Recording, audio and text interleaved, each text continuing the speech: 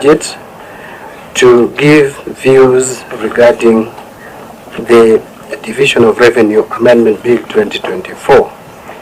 Chair, you'll recall, which is the National Assembly Bill number 38 of 2024. You'll recall, Chair, that we, or the National Assembly and the Senate, passed the Division of Revenue Bill 2024, which was assented to and became the law. But then now there is a bill before you, which is an amendment to the same. So we have reviewed the Division of Revenue Bill, Madam Chair, and I believe you have, I don't know whether you have my write-up in your files.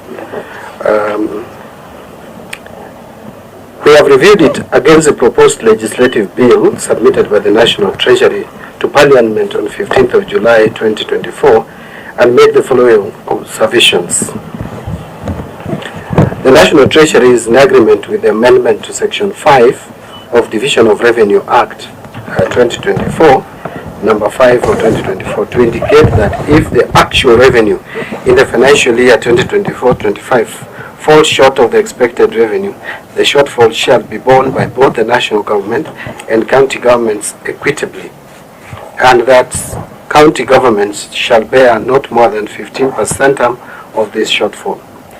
Number 2 is that further the National Treasury is proposing or proposes that the Division of Revenue Amendment Bill 2024, National Assembly Bill number 38 of 2024, be amended further by deleting Schedule S4 of the bill or Schedule 4 of the bill and substituting therefore the following new schedule, and the new schedule is indicated below. I don't want to go into the details of the new schedule, but the totality of it is to have county equitable share of revenue at 380 billion shillings. There is a rationale, Madam Chair, why this is proposed. The Division of Revenue Amendment Bill 2024 proposes to allocate county government's equitable share, as I've just indicated, of 380 billion from the shareable revenue raised nationally, reflecting a reduction of 20.117 billion from an early allocation of 400.117 billion, which was initially allocated in the Division of Revenue Act 2024. This was occasioned by the fact that the projected revenue raised nationally for the financial year 2024-25 dropped significantly by 346 billion. And when I talk of dropping, it's estimates. These are projections. From the earlier projected revenue collection of 2,948 billion.12 to the current 2,602.12 billion due to the revised revenue raising measures, which I may elaborate to later once I'm done with with this written submission. Madam Chair, this drop was initially is at about 11.7%. That's the projected drop. However, the National Treasury has made further fiscal adjustments that have reduced the shortfall from 346 billion to now the current 316.72 billion. The revised ordinary revenue for financial year 2024-25 is therefore projected at 2,631 billion.42. Actually, this is now the figure we need to work with. The projected ordinary revenue for this fiscal or financial year will be 2,631.42. Note that this happened during the finalization of the Supplementary Budget Estimate 1 for financial year 2024-2025, which was after the submission of the Division of Revenue Amendment Bill 2024. In the revised fiscal framework for financial year 2024-25, Equalization Fund has an allocation of 8 billion, out of which 7.85 billion is allocation for the current financial year 2024-2025, and the remaining 146.7 million will go towards payment of arrears as indicated in the proposed new Schedule 4.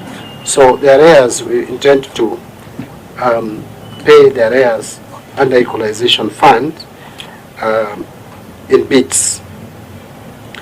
In order to bridge the financing gap of 316.72 billion, as well as enable the national government to provide resources towards critical expenditure areas, it is proposed that 2.243 trillion is allocated to the national government, while 380 billion is allocated to county governments. This translates to 93.64% of the shortfall being borne by the national government, while counties bear 6.35% of the shortfall. That is the 296 billion against 20 billion respectively. The shortfall in the share of national government revenue has been partly covered by adjustment of budget allocations to the executive, the legislature, the judiciary, and the constitutional commissions in the financial year 2024-25. So the shortfall, which is borne by the national government, has actually been prorated or cut to the, or charged to the expenditure, to the executive. Legislature has also borne the brunt, and the judiciary, as well as constitutional commissions. The proposed allocation of 380 billion as county government's equitable share is informed by the following factors. One is low ordinary revenue collections attributed to the ongoing geopolitical shocks. Two, increased expenditures for national government for purposes of debt servicing. Three, national government continues to solely bear shortfalls in revenue in any given financial year, thus pushing up borrowing and therefore debt stock. Four, financing constraints due to limited access to finance in the domestic and international financial markets. And then five, financing of mandatory expenditures under Article 203(1) of the Constitution Act, which is summarized in the table below. And the table is there, is basically the national interests we have there, the public debts, the pensions and constitutional service and others. This table has been slightly adjusted. Maybe I'll give the correct or the updated figures. Other national obligations, we have emergencies, equalization fund, and then we have the balance there, which then a huge part of it goes to the county governments. So in terms of justifying our action, I would start by saying that it should be noted that the projected ordinary revenue for the financial year 2024-25 of 2,631 billion is based on the baseline of 2,290 billion, which we collected in the 2023-24 financial year, which was below our target by 172 billion by end of June 2024. So we under-collected in 2023-24 financial year by 172 billion. So the baseline is 2.29 trillion, and then now we project to collect 2.631 trillion. In the past, this shortfall has been borne by the national government, and therefore the 459 billion, which is indicated as a balance that remains for national government in 2024-25, may not be tenable. Number two, due to withdrawal of the Finance Bill of 2024, there are critical and national interests that are unfunded. These include employment of junior secondary school teachers, and Madam Chair, I will be clear here that yes, we have provided for JSS teachers, but from January because of insufficient funds. That is number one. So the money that we have to take care of employment on permanent terms for JSS teachers is going to be available from January 1st. Posting, of course, posting of medical interns to support health service delivery, those are very critical, unfunded activities, and implementation of universal health coverage, and meeting continental obligation to construct the 5 Stadia for hosting Africa Camp of Nations. The government's committed to implement a fiscal consolidation plan targeting to reduce the fiscal deficit from 5.8 in the financial year 23-24 to 4.3 of the GDP in the current financial year. This is designed to slow down public debt accumulation. Number 4, trends in the performance of revenue was taken into consideration in determining the 20 billion that we proposed to reduce the equitable share going to the counties with, taking into account the revised revenue raising measures. And finally, the revised allocation for 380 billion proposed for this financial year is only 1% less than the 385 billion allocated in the financial year 2023-24.